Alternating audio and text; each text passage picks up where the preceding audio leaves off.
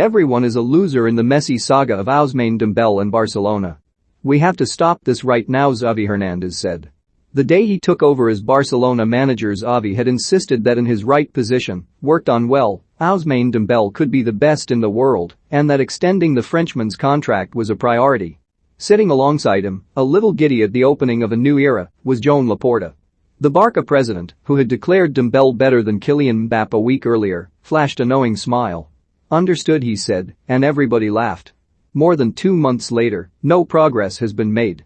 Months of negotiations achieved nothing except mutual accusations. Dembélé could already talk to other clubs, and although Xavi had wanted him to stay, there was no deal, the gap between offer and demand too great. Barcelona concluded he didn't really want to stay and that it was time to cut their losses. Xavi handed him an ultimatum.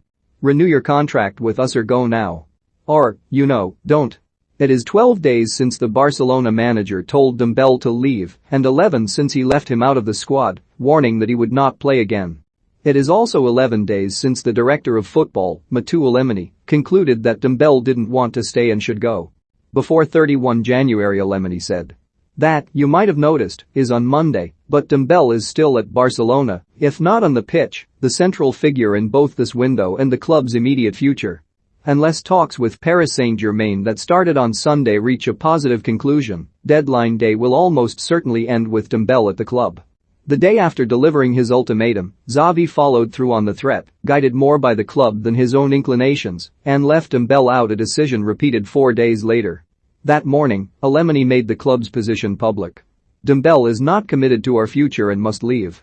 Instead, Dembélé released a statement expressing his determination to resist and revealing he felt mistreated. The players' union warned that leaving a footballer in the stands in a bid to force a new deal was illegal. After 4 years of endlessly reading things without defending himself, of gossip and shameful lies aimed only at hurting me, Dembélé had had enough. He wouldn't accept people talking for him or agent Moussa Sissoko or questioning his commitment. And he certainly wasn't going to be forced into any decision. I am not a man who cheats and still less a man in the habit of giving in to blackmail, he warned. From today, it's over. His time at Barcelona is over too. If the statement theoretically left a door open by insisting that, contrary to what the club said, there are negotiations, words like blackmail are not easy to retreat from. The question is when it ends and how. The deadline the club set, midnight on Monday, is one they cannot enforce. Xavi had known that. Dembélé is the one holding the frying pan by the handle. That weekend Dembélé didn't turn up to training, claiming gastroenteritis, the exact reason Xavi once said was the footballer's go-to excuse. There have been talks between Sissoko and Xavi which hinted at a rapprochement. There has been public theater too, a certain silliness to it all, not least when Sissoko's phone rang as he passed TV cameras which caught Leonardo, PSG, on his screen. Towards the end of his statement, Dembélé declared, "Surely love is a kind of blackmail." The man who Lionel Messi had said, "Can't speak" had not only spoken for the first time, but turned all philosophical on them. Exactly what he meant is unclear, which was oddly appropriate. A lot of this doesn't make much sense. The club that wanted him to stay has told him to leave. The man who seemingly wants to leave is determined to stay. The man who assured his manager he intended to continue isn't. The club's decision not to play him hurts them more than the player. Dembélé has never been as important as he is right now, and that's a strange kind of important. The blunt, uncomfortable, sad conclusion is that he has rarely been important at all. The absurdity of all this is that he doesn't matter this much, or shouldn't. Calling him better than Mbappé doesn't help to convince him to accept a lower salary, and when Laporta said it, mostly people just laughed. Dembélé could be the best player in the world, Xavi had said. Could be, not is.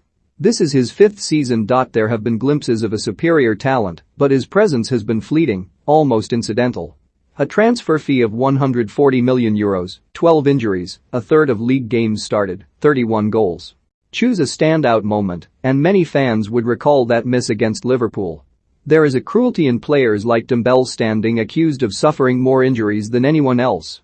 But the truth is he never really felt part of things at Barcelona. This year he might have done.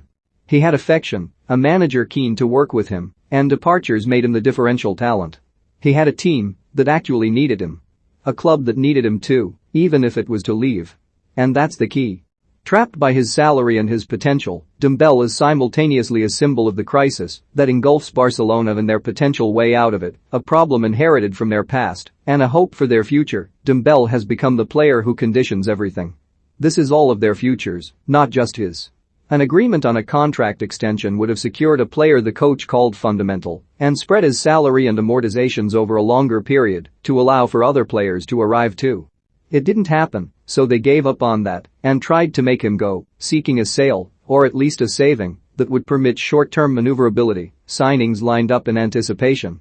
But Dembélé won't be blackmailed into staying or going, and now here they are, 1 day left, still waiting on him. It is a familiar feeling, going back 5 years now, but at least it is coming to a finish. The best-case scenario sees them secure a last-minute exit. If not, he stays and waits until the summer, disappearing from the field, a forgotten man once again.